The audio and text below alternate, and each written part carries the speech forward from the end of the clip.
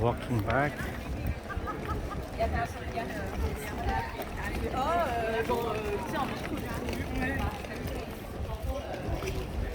Så skal vi jo ind.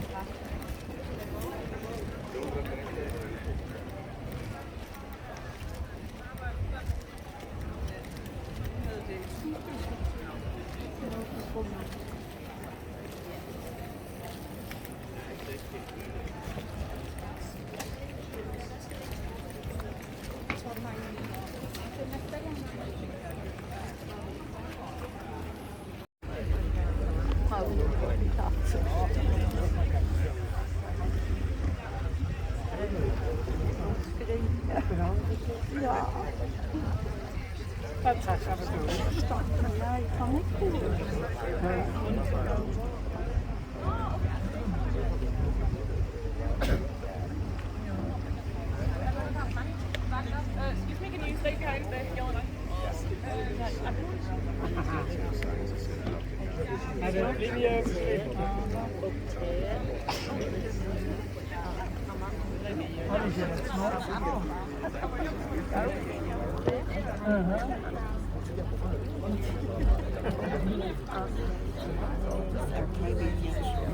Oh, so bright.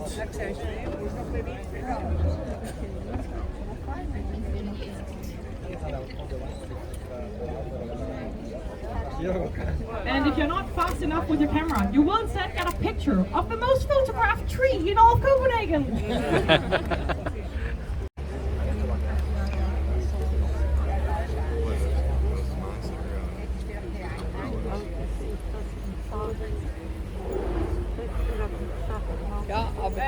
Hello everyone again. We have a bit of time now before the next bridge, so if you have any questions whatsoever, now you can shoot at me. If you have questions, either raise your hand or just yell Nina Nina and I'll come down. I'm also newly single, so if you are straight, male and filthy rich, you can also invite me on a date now. I see your hand, I'm just going to tell the back. How many got back? Called Olafur Eliasson. It's a bike and pedestrian bridge called the Circle Bridge. What hopefully happens if it's designed correctly is instead of just passing straight from A to B through the bridge, you slow down for a second in the middle so you have time to wave hello to whoever you're passing, acknowledge them, and then move on.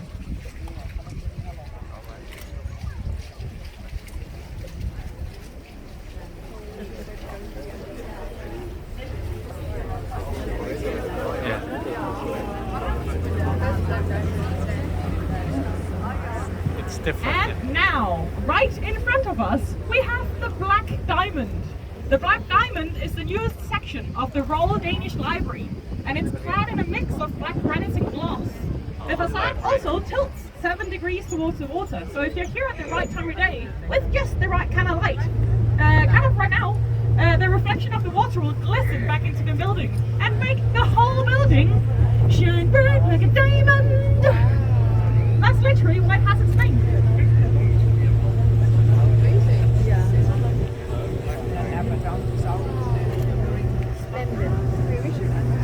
Unique. Absolutely wrong, because there is another bridge coming right up, people. So everybody take a seat. Take a seat. Take a seat. And remain seated, please. Thank you.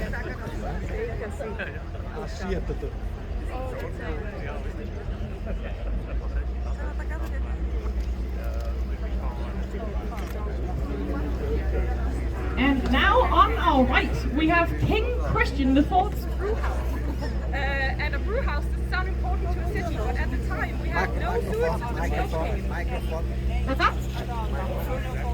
No. Can you not hear me? Yes. How's this? Excellent. We had no sewage system in Copenhagen, so the water was actually toxic to drink. Instead, the Copenhagen stayed hydrated mostly on beer.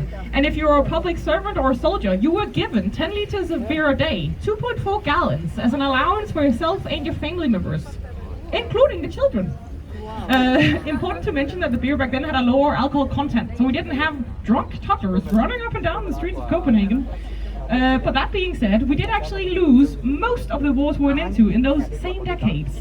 So there might still be a slight relation between beer intake and success rate of our wars.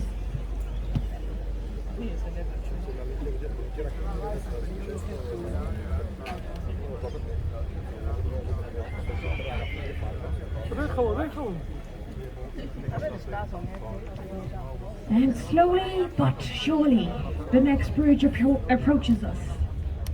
I think you know what to do by now. Remains we have of the original Christiansborg Palace, because it's burned down twice, as I mentioned. Behind the walls, we have the royal stables. And there are 20 horses. How did that go down again? Didn't it? It's working now. And the novel bridge is coming up, so take a seat please, everybody. Take a seat, sit down, sit down, sit down, sit down, setz dich bitte. Ja. Okay.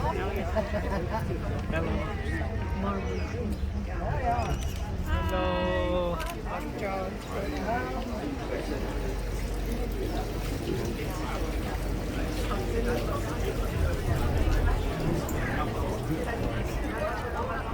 And guess what, guys? There's another bridge coming up! Yay!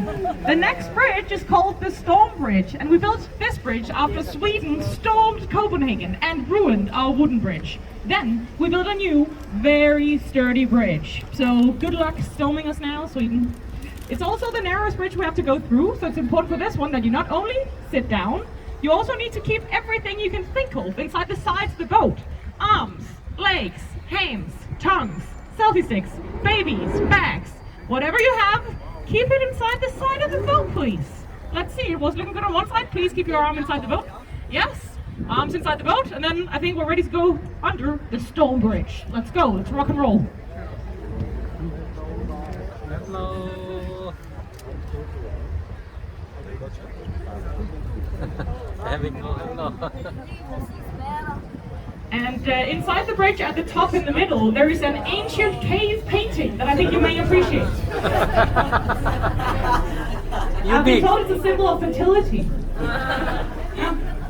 Ancient symbol of fertility.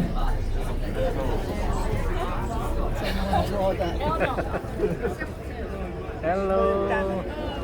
Hello. And the cheap seats in the back need to watch out a little while longer if you don't.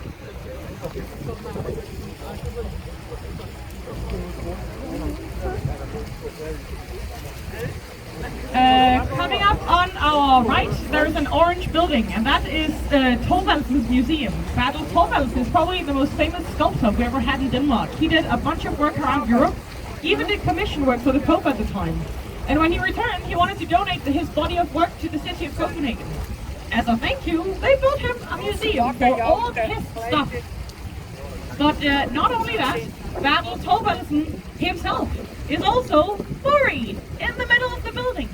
So it's not just a museum, it's actually also a mausoleum.